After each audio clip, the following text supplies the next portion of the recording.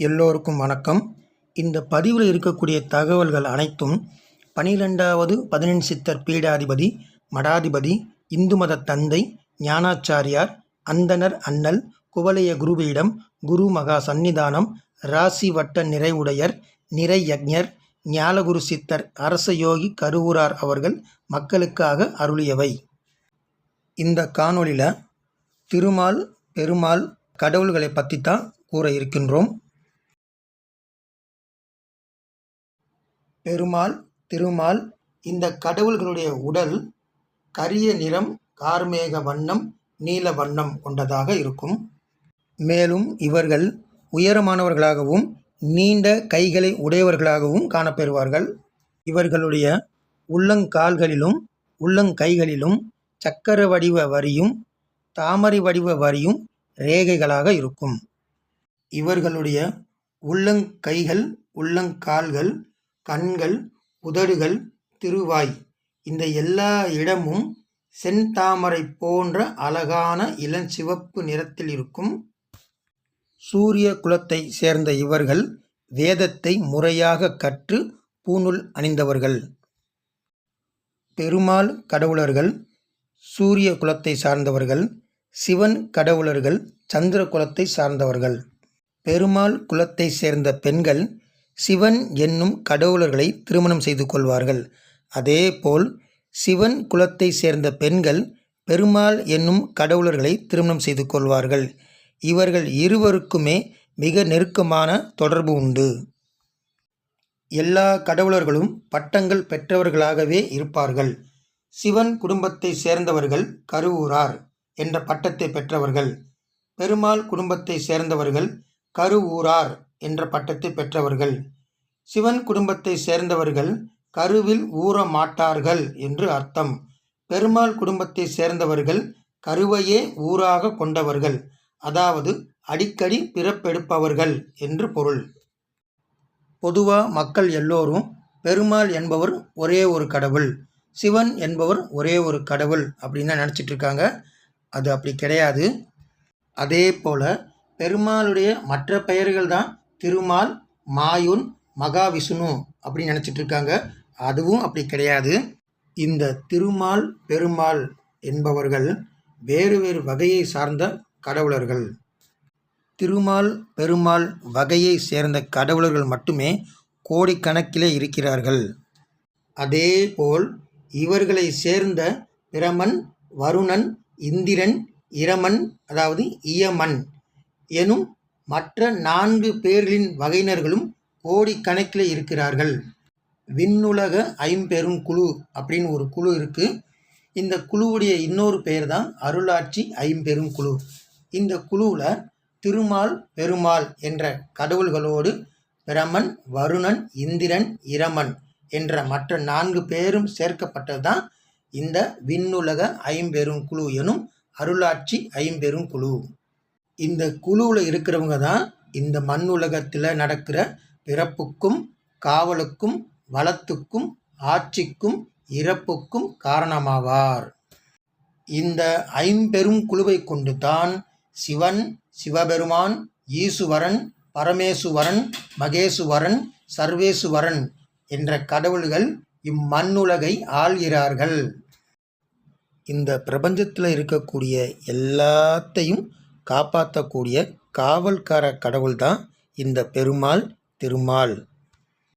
இவர்களை திருமணம் முடித்த சிவன் குலத்தை சேர்ந்த பெண்களுக்கு இந்த பெருமாள் குலத்தை சேர்ந்த பெயர்களுக்கேற்பவே பெயரிடப்பட்டிருக்கும்.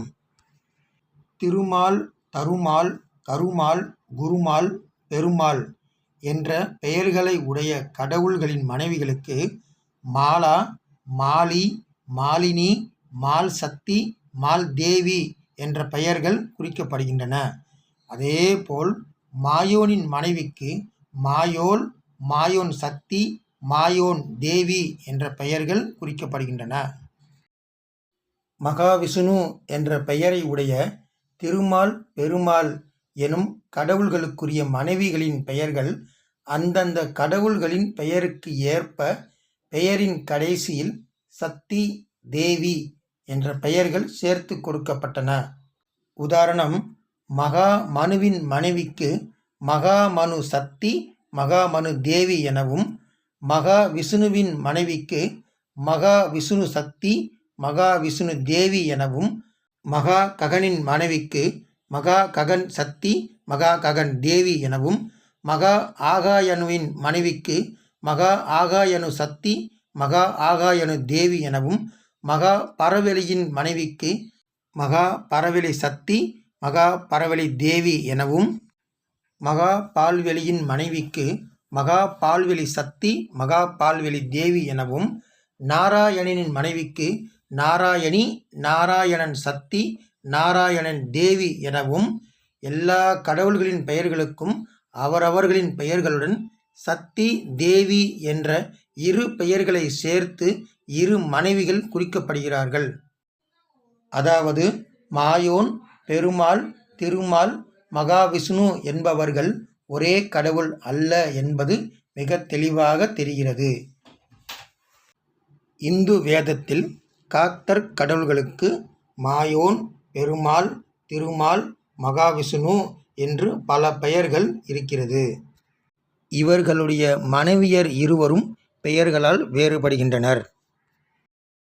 எனவே அண்ட பேரண்டம் ஆளும் மூல 14 சித்தர்கள் கூறுவது யாதெனில், இம்மண்ணுலகை பொறுத்தவரை அருளுலகிலிருந்து காத்தற்குரிய துறையை, அதாவது தொழிலை கவனிப்பதற்கென்று மாயோன் என்ற பெயரில் கடவுள்களையும், பிறப்புக்குரிய துறையை கவனிப்பதற்கென்று பிரமன் என்ற பெயரில் கடவுள்களையும், வளப்படுத்துவதற்குரிய துறையை கவனிப்பதற்கென்று வருணன் என்ற பெயரில் கடவுள்களையும், அருளுலக பொருளுலக தொடர்புகளையும் உறவு முறைகளையும் உரிமை முறைகளையும் கவனிப்பதற்கென்று இந்திரன் என்ற பெயரில் கடவுள்களையும், இறப்புக்குரிய துறையை கவனிப்பதற்கென்று இரமன், அதாவது இயமன் என்ற பெயரில் கடவுள்களையும் தொடர்ந்து பொறுப்பு வகிக்கும்படி ஏற்பாடு செய்துள்ளார்கள் என்ற செய்திதான் கடவுள்களின் எண்ணிக்கை பற்றிய குழப்பங்களை அகற்றுகிறது. இம்மண்ணுலகுக்கு காத்தல் துறைக்குரிய கடவுள்கள் வந்து கொண்டே இருக்கிறார்கள் என்ற செய்தி என்ற உண்மை மிக தெளிவாகிறது. அண்ட பேரண்டங்களிலிருந்து காத்தல் துறைக்கென வந்த கடவுள்களில் சிலர் இந்த பூமியிலேயே தங்கிவிடுகிறார்கள். அப்படி தங்கிவிட்ட கடவுள்களுக்காக அவர்களுடைய பெயர்களிலேயே பெருமாள் கோயில் கட்டப்பட்டிருக்கின்றன. மால் என்றால் காவலுக்குரியவர்கள் என்று பொருள். பெருமாள் என்றால் பெருமைக்குரிய காவல்துறைக்குரிய கடவுள்கள் என்று பொருள். ஆனால் காவல்துறைக்கென்று வரக்கூடிய கடவுள்களுக்கு தனித்தனி பெயர்களுண்டு. அந்தந்த பெயர்களிலேயே அவர்களுக்கு கோயில்கள் கட்டப்பட்டு வருகின்றன. எனவேதான் அனாதிக்காலம் முதல் இந்த கலியுகமான இன்று வரை பெருமாள் கோயில்கள் கட்டப்பட்டு கொண்டே இருக்கின்றன. எனவே பெருமாள், மாயோன், திருமால், மகாவிஷ்ணு என்று பல பெயர்களில் குறிக்கப்படுகிறவர்கள் அனைவரும் ஒரே கடவுள்தான் என்று கூறுவது தவறு. இந்த கடவுள்களுடைய வயது, வடிவம், தோற்றப்பொழிவு, தோன்றிச் செயல்பட்டிட்ட காலம், இடம் முதலியவைகள் அனைத்தும் வெவ்வேறானவைகளாகவே இருக்கின்றன.